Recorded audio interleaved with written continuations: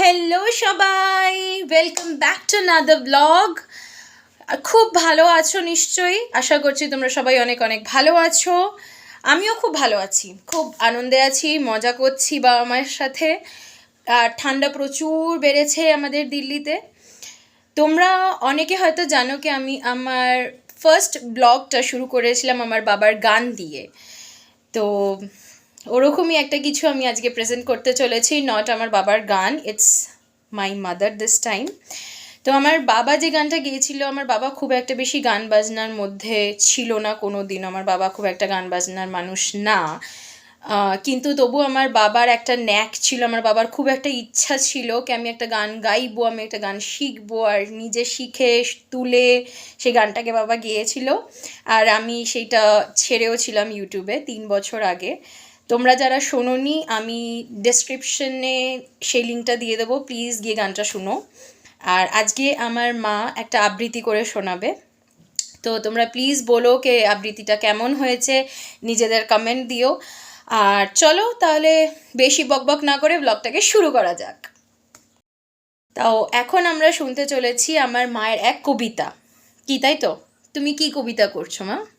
কবি সুকান্ত ভট্টাচার্যের ছাড়পত্র। বেশ, তাহলে চলো মায়ের কবিতাটা শুনো যাক। তো ইনি হলো আমার মা, আমার মাতাজি, মাতাশ্রী, মাম্মাম। সবাইকে একটু হাই হ্যালো।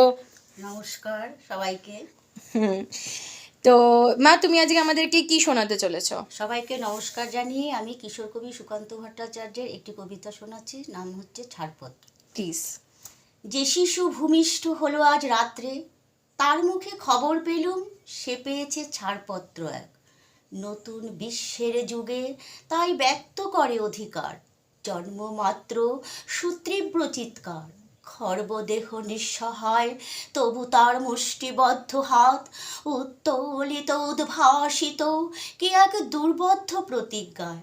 সে ভাষা বোঝে না কেউ, কেউ হাসে, কেউ করে মৃদু তিরস্কার।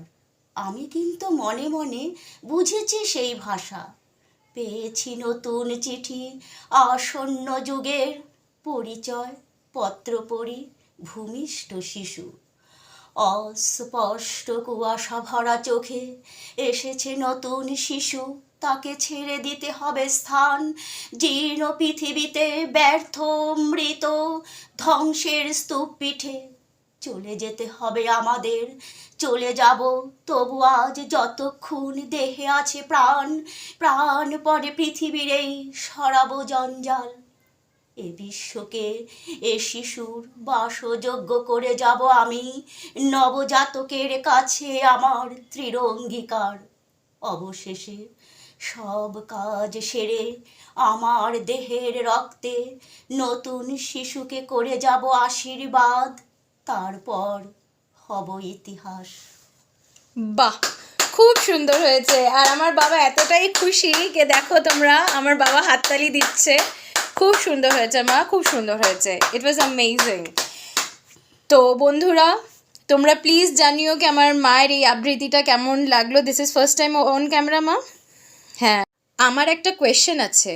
তুমি যে এত ভালো আবৃত্তি করো, তুমি কি আগেও ছোটবেলা থেকে করতে? হ্যাঁ, আমি সবসময়ের জন্য আবৃত্তিটাকে ভীষণ পছন্দ করতাম। আমি স্কুলে যখন পড়তাম, যে কোনো অনুষ্ঠানে যখনই আবৃত্তির কোনো প্রতিযোগিতা হতো, ফার্স্টে আমার নামটাই থাকতো।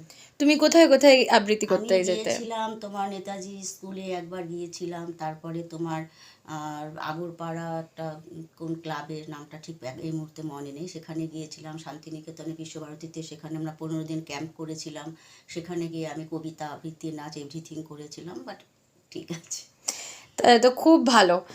তো এখন থেকে কিন্তু তাহলে দ্বারকা কালীবাড়িতেও তোমার নামটা দিয়ে দেবো, তুমি প্রতি বছর দুর্গাপুজোর সময় আবৃত্তি করবে। অবশ্যই অবশ্যই। ঠিক আছে। তা আমি তো খুব হ্যাপি তোমার এই আবৃত্তিটা শুনে। এবারে দেখা যাক কি ভিউয়ার্সরা কি বলে। ভিউয়ার্সদের মতামতটা হচ্ছে সব থেকে ইম্পর্টেন্ট জিনিস।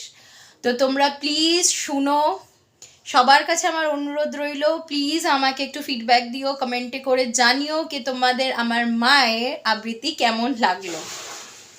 তাহলে যদি তোমার আবৃত্তি ভালো লাগে তো তোমার একটা আমাকে চকলেট কিন্তু দিতে হবে। অবশ্যই দেবে তো?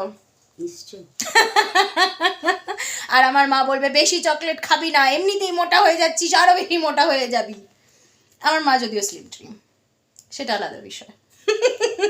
তো চলো, পরবর্তী ব্লগ নিয়ে তোমাদের সাথে দেখা হচ্ছে। ততক্ষণে ভালো থেকো, সুস্থ থেকো, keep smiling, tata, bye bye.